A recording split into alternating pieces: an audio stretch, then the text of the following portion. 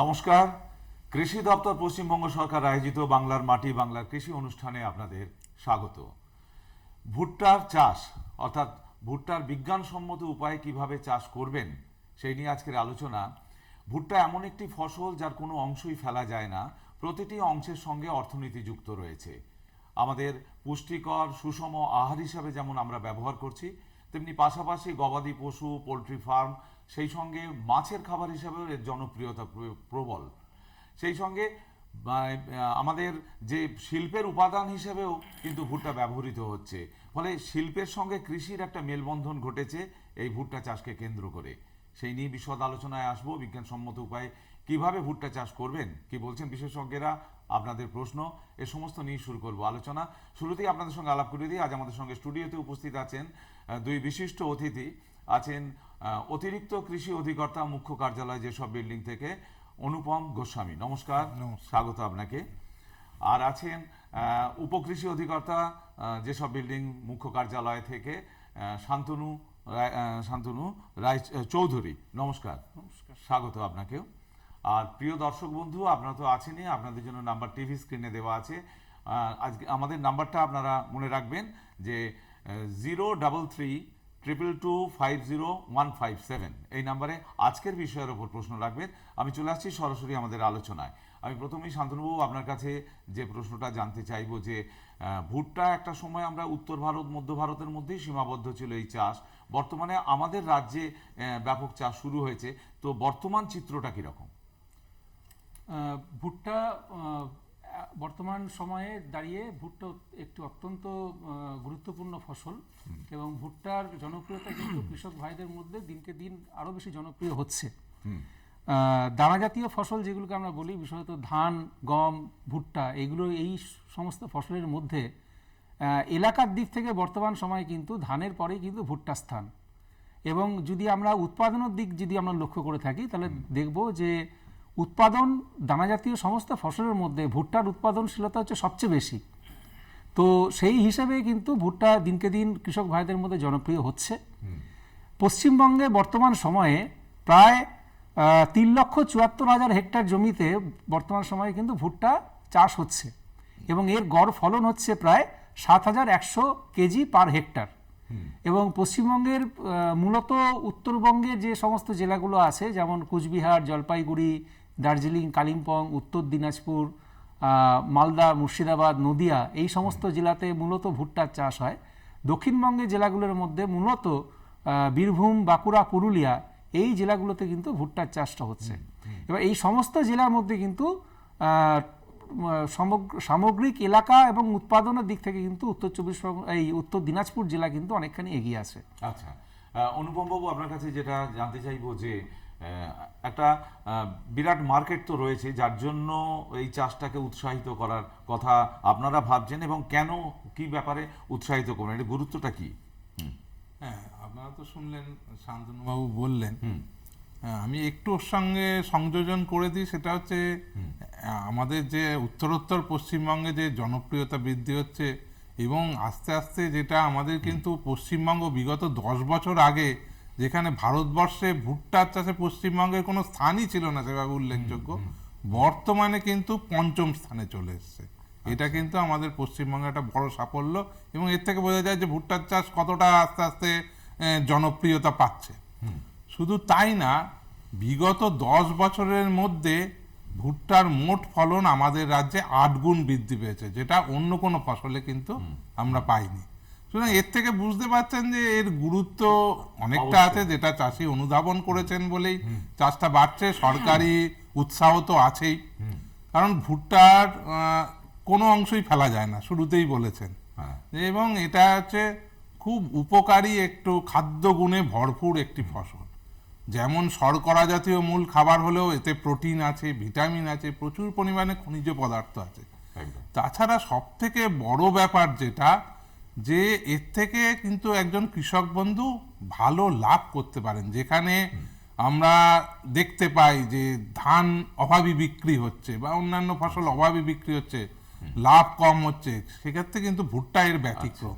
এবং শুধু তাই না, আগেই বলেছেন যে ভুট্টার মানে ফলন হচ্ছে দানা শস্যের মধ্যে সব থেকে বেশি এবং যেখানে কৃষক বন্ধুরা অন্যান্য ফসলের ফলন বৃদ্ধি করতে বর্তমান পরিস্থিতিতে রীতিমতো চিন্তায় রয়েছেন বা সমস্যার সম্মুখীন হচ্ছেন, কিন্তু ভুট্টাতে হাইব্রিড জাত আসার সাথে সাথে এর ফলন কিন্তু উত্তরোত্তর বৃদ্ধি পাচ্ছে এবং পশ্চিমবঙ্গে ভুট্টার গড় ফলন ভারতবর্ষের মধ্যে উল্লেখযোগ্য। আচ্ছা, তো এইগুলো তো এর বিরাট গুরুত্ব এবং স্বাভাবিকভাবেই সরকার উৎসাহ করে দিচ্ছে কৃষকদের যাতে আমরা ভুট্টার এলাকা আরো বাড়াতে পারি এবং কৃষকদের যাতে আর্থিক উন্নতি আরো আমরা আনতে পারি। এরপরে যে প্রশ্নটা আসে, যেটা শান্তনুবাবু প্রথমে আপনি উল্লেখ করলেন যে কোন কোন জেলায় আমাদের এটা বিস্তার লাভ করছে, পশ্চিমী জেলাগুলোতে বেশি।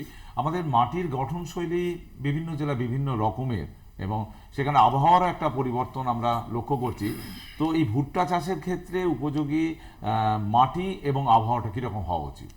দেখুন, ভুট্টা মূলত উষ্ণ এবং আর্দ্র অঞ্চলের ফসল, কিন্তু তা সত্ত্বেও ভুট্টা কিন্তু সমস্ত পরিবেশেই কিন্তু ভুট্টা চাষ করা যায়। ভুট্টা চাষ করতে গেলে যেটা বীজের অঙ্কুরোদ্গম এবং চারা বৃদ্ধির জন্য 32 থেকে 34 ডিগ্রি সেলসিয়াস তাপমাত্রা দরকার লাগে। আর মোটামুটি মাটি যদি আমরা হিসেব করি তাহলে সমস্ত ধরনের মাটিতেই সাধারণত ভুট্টার চাষটা হয়, তবে মূলত উঁচু বা মাঝারি উঁচু যে জমিগুলো আছে সেই জমিতে কিন্তু ভুট্টার চাষটা বেশি হয়। এবং একটা জিনিস লক্ষ্য রাখতে হবে যেন মাটিতে জল না দাঁড়ায়, অর্থাৎ একটু উঁচু বা মাঝারি উঁচু এই ধরনের জমি। এবং মাটির যে মানে কি ধরনের মাটি আপনি বলেন, সেক্ষেত্রে আমরা রেকমেন্ডেশন করব যে বেলে দোআঁশ বা দোআঁশ মাটি, এই মাটিতেই কিন্তু ভুট্টা চাষটা বেশি ভালো হয়। আচ্ছা, অনুপম বাবু, এর পরের যে প্রশ্নটা অত্যন্ত গুরুত্বপূর্ণ সেটা হচ্ছে উচ্চ ফলনশীল এবং উন্নত জাতগুলো, যেগুলো সে চাষি বন্ধুরা নির্বাচন করবে যাতে অধিক লাভ করতে পারবেন। তো কোন কোন জাতগুলোর কথা আপনি এখানে বলবেন? দেখুন, যারা চাষের সঙ্গে যুক্ত তাদের কাছে কিন্তু যে কোনো ফসলের ক্ষেত্রে জাত নির্বাচন একটা সব থেকে গুরুত্বপূর্ণ বিষয়, তো আমি বলবো কৃষক বন্ধুরাও সেটা বোঝেন। তো ভুট্টার ক্ষেত্রেও তাই একই বিষয়। ভুট্টার ক্ষেত্রে প্রথমে জাত নির্বাচন করার আগে যিনি চাষ করছেন তাকে স্থির করতে হবে যে আমি কিসের জন্য চাষটা করছি। কারণ ভুট্টা কিন্তু এখন বিভিন্ন ধরনের আছে। ধরুন কোথায় বিক্রি করবো, এর মার্কেটটা কি। ধরুন বেবি কর্ন আছে, সুইট কর্ন আছে, বাজারে পোলট্রি ফিডের জন্য, যেটা আমাদের রাজ্যে এখনো পর্যন্ত কিন্তু ভুট্টার যা চাষ হয় তার বেশিরভাগ অংশটাই চলে যায়, তৈরি হয় ব্যবহার হয় পোলট্রি ফিড, অর্থাৎ পশু পাখি খাদ্যের জন্য। এবং এছাড়া অন্যান্য ইন্ডাস্ট্রিয়াল ইউজ কিছু আছে, ইথানল তৈরি হয়, স্টার্চ তৈরি হয়, আর কিছু মানুষের খাবার হিসাবে দানা ব্যবহার হয়। কিছু এখন জানেন বিভিন্ন বড় বড় হোটেলে বেপিকরণের কদর খুব বেড়েছে এবং ভালো স্যালাডের সঙ্গে চলছে এবং দামও ভালো পাওয়া যাচ্ছে। প্রত্যেকটা কিন্তু জাত আলাদা। আগেকার দিনে যখন পশ্চিমবঙ্গে অল্প পরিমাণে ভুট্টা চাষ হতো তখন কিন্তু মূলত কম্পোজিট বলে এক ধরনের ভ্যারাইটি ছিল, সেই জাতগুলোর চাষ হতো। এখনো ভারতবর্ষের অনেক রাজ্যে সেটা চাষ হয়, কিন্তু বর্তমানে আমাদের রাজ্যে প্রায় সমস্তটাই হাইব্রিড জাতে চলে এসছে।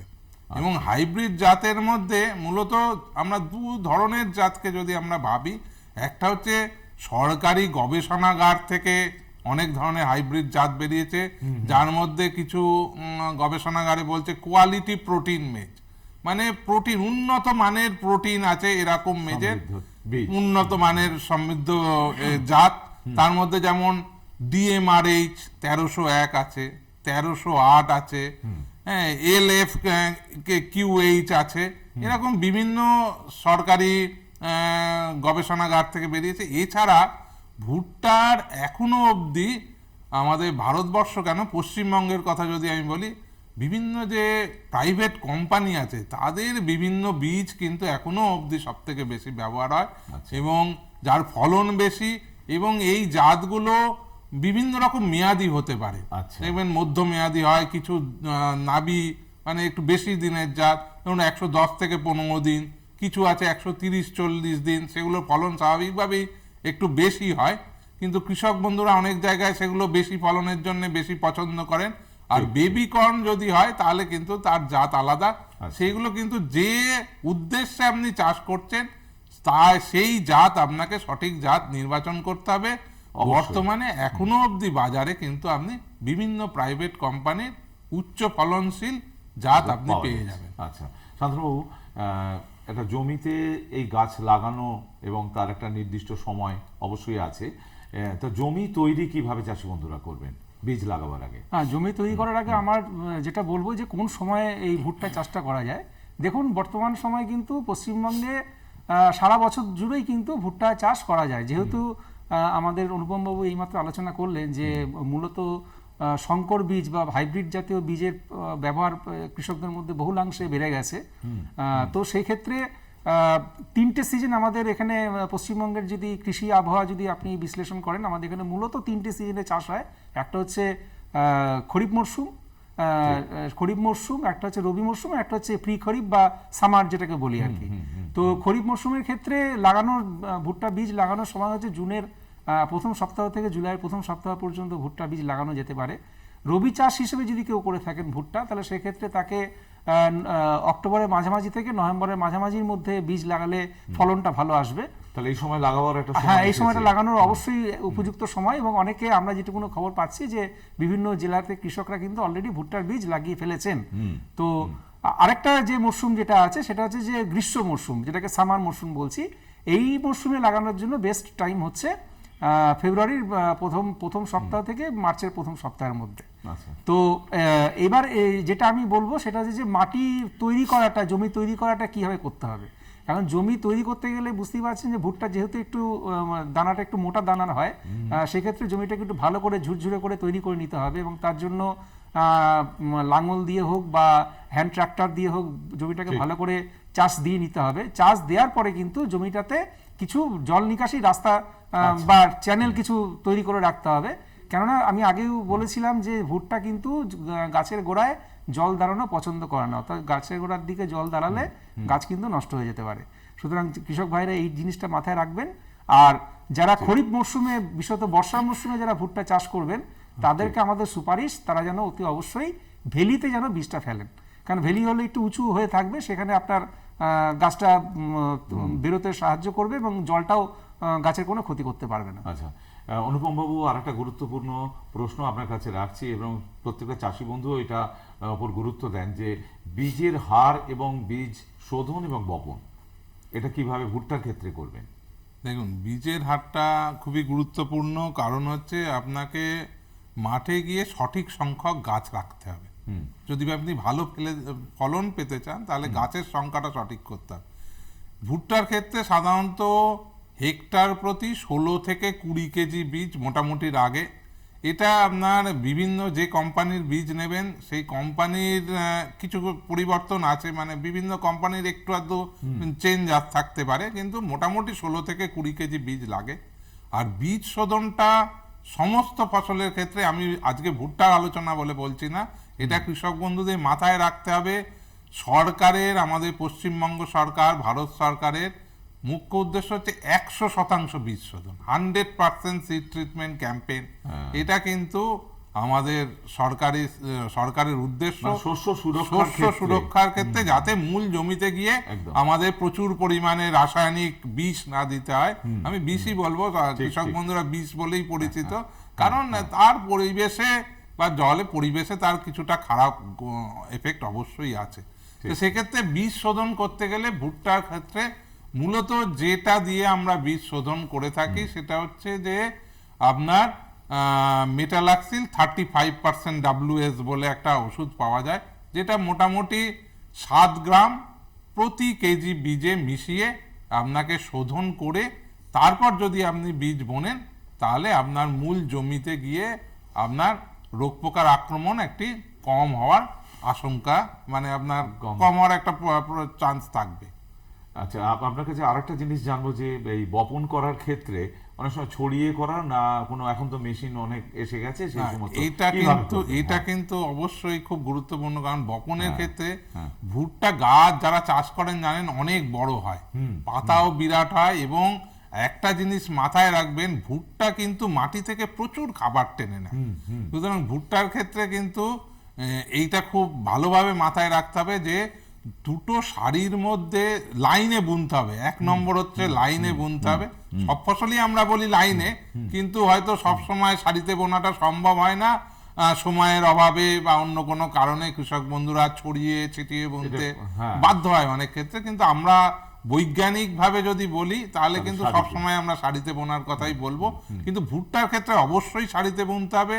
দুটো শাড়ি থেকে শাড়ির দূরত্ব 60 সেন্টিমিটার রাখতে হবে এবং গাছ থেকে গাছের দূরত্ব 20 থেকে 30 সেন্টিমিটার, হ্যাঁ, এটা শান্তনু- মাথায় রাখতে আচ্ছা হবে। আচ্ছা, শান্তনুর কাছে যেটা জানবো এর পরের যে প্রশ্নটা স্বাভাবিকভাবেই আসে যে গাছের বাড় বৃদ্ধি, সেক্ষেত্রে তো খাবার গাছকেও দিতে হবে, সার সেটা জৈব হতে পারে বা রাসায়নিক হতে পারে, তো সেটা কিভাবে কোন সময়ে কতটা পরিমাণ ব্যবহার করবে এবং অনুখাদ্যের প্রয়োজন আছে কিনা দেবার? হ্যাঁ, অবশ্যই। দেখুন, সার হচ্ছে যে কোনো ফসলের ক্ষেত্রে একটু অত্যন্ত গুরুত্বপূর্ণ বিষয় একটা, কেননা আমাদের বেঁচে থাকতে গেলে যেমন খাদ্য খাবারের দরকার লাগে, তেমনি কিন্তু গাছেরও কিন্তু বা ফসলের যাই বলুন না কেন তাদেরও কিন্তু বাড় বৃদ্ধির জন্য বা ভালো ফলন পেতে গেলে কিন্তু সারের দরকার।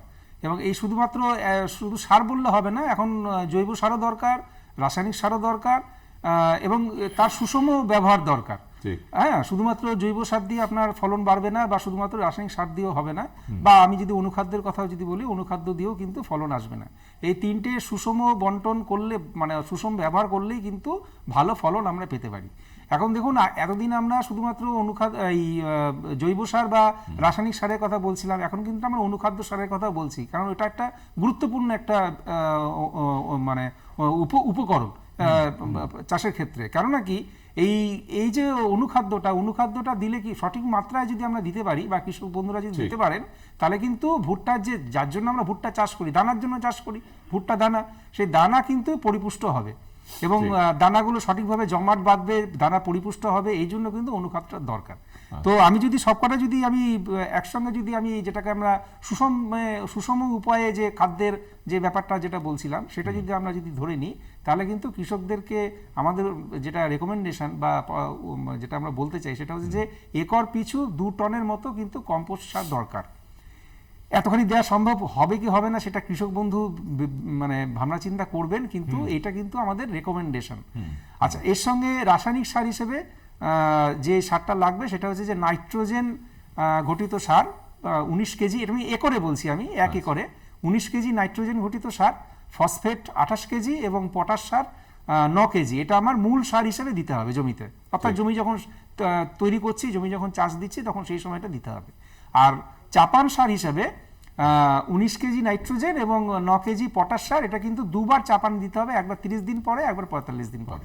আর এর সঙ্গে যারা মানে আমাদের পার্বত্য অঞ্চলে যারা চাষ করবেন বা তরাই অঞ্চলে যারা চাষ করবেন ভুট্টা, এই যে আমি মানে পরিমাণে যে কথাটা বললাম রাসায়নিক সারের, এর সঙ্গে কিন্তু ওখানে একটু বেশি করে সার দিতে হবে এবং তার পরিমাণটা হবে নাইট্রোজেন ঘটিত সার হচ্ছে 8 কেজি। তরাই এবং পার্বত্য অঞ্চল, তরাই পার্বত্য অঞ্চল, ওখানে একটু মানে রেকমেন্ডেশনটা একটু বেশি, সারের পরিমাণটা একটু বেশি লাগে। ওখানে আপনার নাইট্রোজেন ঘটিত সার 8 কেজি বেশি দিতে হবে, ফসফেট 4 কেজি, পটাশ 4 কেজি। এই পরিমাণ সার কিন্তু আমি আগে যেটা বললাম তার থেকে কিন্তু বেশি করে দিতে হবে। আচ্ছা, এটা অনুখাদ্যের কথাটা যেটা, হ্যাঁ, অনুখাদ্যটা আমি আসছি। আমি অনুখাদ্য 3 রকমের অনুখাদ্য মূলত আমাদের এখানকার ফসলের জন্য আমরা রেকমেন্ডেশন করে থাকি। ভুট্টার জন্য আমাদের 3 রকমের রেকমেন্ডেশন থাকবে, একটা হচ্ছে জিঙ্ক, একটা হচ্ছে বোরন, আর একটা হচ্ছে আপনার সালফার। এবং এই প্রতি একরে যে পরিমাণ আপনার অনুখাদ্য কৃষকদেরকে আমরা দিতে বলবো সেটা হচ্ছে 10 কেজি সালফার, আপনার 8 KG sulphur, 10 KG zinc sulphate এবং 4 কেজি বোরাক্স। এইটা জমি মানে শেষ যখন চাষ হবে সেই সময় কিন্তু জমির মাটির সঙ্গে এটাকে মিশিয়ে দিতে হবে। আচ্ছা, এখানে কি মাটি পরীক্ষা করে? অবশ্যই মাটি আমরা দেখুন, এটা আমরা নতুন করে বলার কিছু আসে না, এটা আমরা সবসময় বলে থাকি যে মাটি পরীক্ষা করেই সারটা দেওয়া উচিত। যদি মাটি পরীক্ষা করা না থাকে সেক্ষেত্রে আমাদের যে রেকমেন্ডেশন সেটা আমরা আজকে এখানে আলোচনা করলাম। হ্যাঁ, এবারেতে যে প্রশ্নটা আসবে প্রায় শেষ পর্যায়ের দিকে আমরা ক্রমশ চলেছি, তো সেক্ষেত্রে শস্য সুরক্ষা একটা গুরুত্বপূর্ণ একটা প্রশ্ন। সেক্ষেত্রে ভুট্টা চাষের ক্ষেত্রে কি কি প্রতিকূলতা আসতে পারে এবং সেখানে সুরক্ষা কিভাবে দেবেন চাষি বন্ধুরা?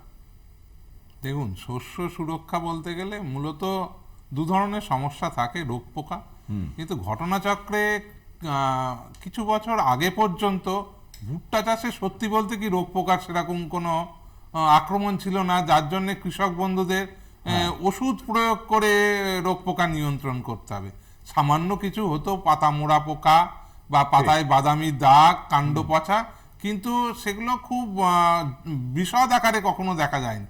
কিন্তু বিগত কয়েক বছর ধরে একটি পোকা, এখন সেটাকে জাতীয় পোকাই বলছে ভুট্টার ক্ষেত্রে, আচ্ছা। সেটা হচ্ছে সবাই যারা চাষের সঙ্গে যুক্ত ভুট্টা ক্ষেত্রে অনেকেই জানেন হ্যাঁ। যে ফল আর্মি ওয়ার্ম, এক ধরনের কীড়া যেটা বর্তমানে খুবই ক্ষতিকারক হয়েছে ভুট্টার ক্ষেত্রে। এটা মূলত আমাদের দেশের নয়, দক্ষিণ আমেরিকা অঞ্চল থেকে এই পোকাটি কিন্তু আমাদের দেশে এসছে আচ্ছা। এবং বিগত ৩-৪ বছর ধরে এইটাই কিন্তু ভুট্টার ক্ষেত্রে সব থেকে ক্ষতিকারক। এবং এই পোকার যদি আক্রমণ হয় 7 দিনের মধ্যে সেই মাঠের ফলন কিন্তু প্রচন্ডভাবে হ্রাস পেতে পারে, মানে কিছুই ফলন না পেতে পারে।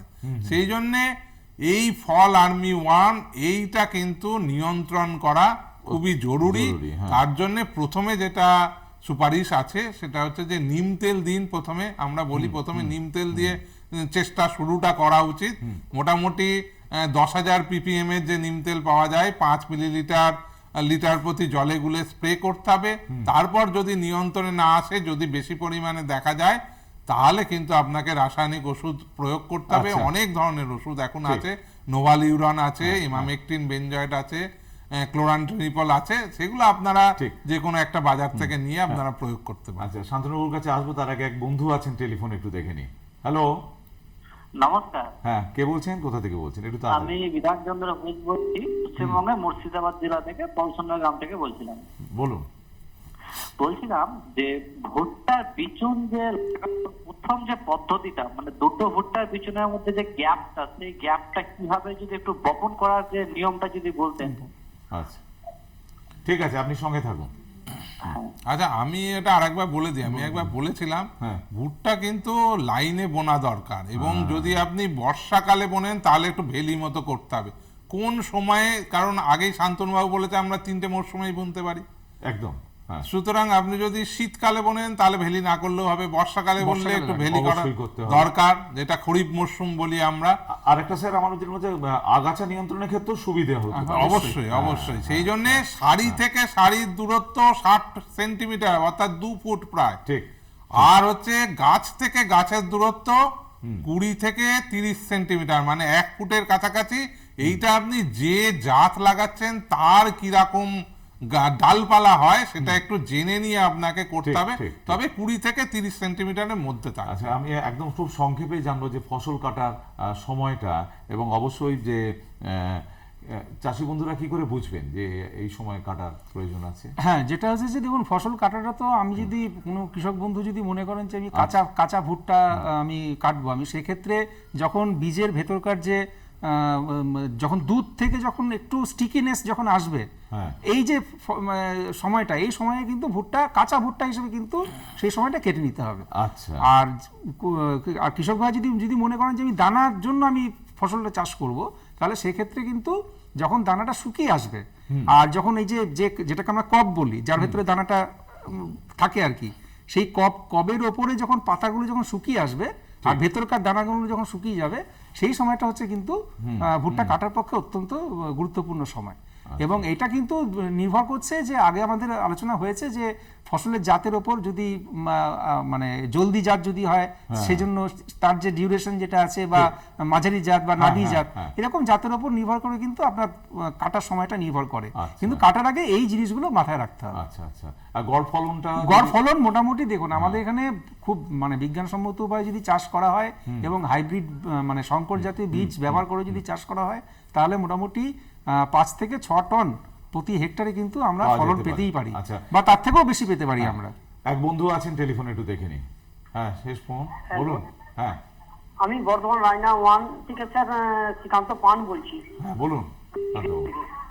আমি যে বলতে চাইছি যে এবছর স্যার মানে ধানের ওই যে আপনার চুয়া রোগটা আমি ওষুধ আচ্ছা শুনুন, একটা কথা বলি, আজকে ধান নিয়ে আলোচনা হচ্ছে না, এখানে ভুট্টা নিয়ে। আপনি অন্য কোনো দিন কোনো সময়ে এই যখন ধান নিয়ে আলোচনা হবে সেখানে প্রশ্নটা রাখবেন। আমি শেষ প্রশ্ন হিসেবে অনুপমবাবু আপনার কাছে যেটা জানতে চাইবো, যে এখন তো এই চাষটা যেহেতু ব্যাপকভাবে বিস্তার লাভ করেছে, সরকারি সহায়তা কতটা পাবেন চাষি বন্ধুরা? দেখুন, সরকারি সহায়তা এখন অনেক পাওয়া যাচ্ছে। ভুট্টা চাষের ক্ষেত্রে যেহেতু সরকার গুরুত্ব দিচ্ছে, সহায়তাও অনেক রকম আছে। হ্যাঁ, সংক্ষেপে। সেটা বিভিন্ন কেন্দ্রীয় সরকারের প্রকল্প, রাজ্য সরকারের প্রকল্পের মাধ্যমে এই যে উন্নত মানের যে বীজ আছে সেগুলো ভর্তুকিতে বিতরণ করা, বিভিন্ন প্রদর্শনী ক্ষেত্র, তা গুড এগ্রিকালচার প্র্যাকটিস আমরা বলি, মানে অর্থাৎ আধুনিক বিজ্ঞানসম্মত উপায়ে কি করে চাষ করা যায়, সেইটা একদম বীজ বপন থেকে শুরু করে ফসল কাটা পর্যন্ত আমরা কিন্তু চাষির মাঠে প্রদর্শনী ক্ষেত্র করছি বিভিন্ন সরকারি প্রকল্পে। এছাড়াও আমরা কৃষি যন্ত্রপাতি আনুষঙ্গিক, বিশেষ করে এই যে ভুট্টার যে দানা ছাড়ানোর যন্ত্র বা বিভিন্ন চাষের ভুট্টার সংক্রান্ত চাষের যে যন্ত্রপাতি লাগে সেগুলো আমরা ভর্তুকিতে দিচ্ছি। বিভিন্ন চাষের উপকরণগুলো আমরা ভর্তুকিতে দিচ্ছি। আমাদের ঘড়ি জানান দিচ্ছে যে আর সময় নেই, সব রকমই সহায়তা পাওয়া যাবে। আপনাদের স্টুডিওতে আসার জন্য অসংখ্য ধন্যবাদ এবং নমস্কার। সেই সঙ্গে দর্শক বন্ধু, আপনারা শুনলেন যে বিশাল লাভের একটা ক্ষেত্র ইতিমধ্যেই প্রস্তুত রয়েছে যদি আপনারা ভুট্টা চাষ এইভাবে করেন। এরকমই প্রতি বৃহস্পতিবার ঠিক 5:30টায় কলকাতা টিভির পর্দায় আপনারা কৃষি সংক্রান্ত অনুষ্ঠান বাংলার মাটি বাংলার কৃষি দেখতে থাকুন। ইউটিউবেও দেখতে পাবেন আমাদের এই অনুষ্ঠান। আজকের মতো বিদায় নিচ্ছে, কিন্তু কোথাও যাবে না। পরবর্তী অনুষ্ঠানের জন্য আপনারা থাকুন কলকাতা টিভির সঙ্গে। নমস্কার। নমস্কার।